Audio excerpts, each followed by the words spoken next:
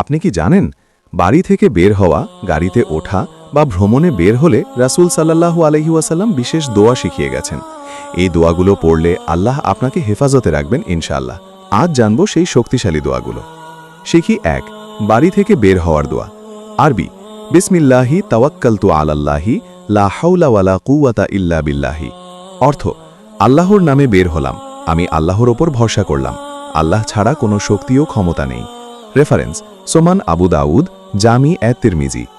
হাদিসে এসেছে এই দোয়া পড়লে বলা হয় তুমি হেদায়েতপ্রাপ্ত, সুরক্ষিত ও শয়তান থেকে রক্ষা পেয়েছ। শিখি ২, বাহনে ওঠার দোয়া।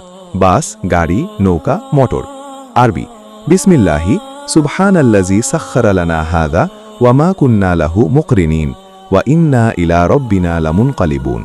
অর্থ, পবিত্র সেই সত্তা যিনি এটাকে আমাদের জন্য বশীভূত করেছেন, আমরা নিজেরা এর ক্ষমতা সম্পন্ন ছিলাম না, আর নিশ্চয়ই আমরা আমাদের রবের দিকেই ফিরে যাব।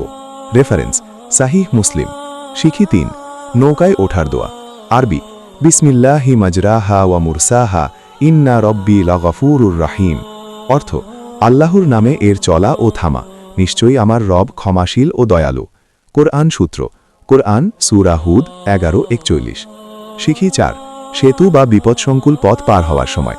কোনো নির্দিষ্ট ব্রিজ পার হওয়ার আলাদা দোয়া হাদিসে নেই, তবে বিপদ বা ভয়ের সময় এই দোয়া পড়া সুন্নাত। আরবি, হাসবুনাল্লাহু ওয়া নি'মাল ওয়াকিল। অর্থ, আল্লাহই আমাদের জন্য যথেষ্ট, তিনি উত্তম কর্মবিধায়ক। রেফারেন্স, কোরআন সূরা আলে ইমরান 3:173।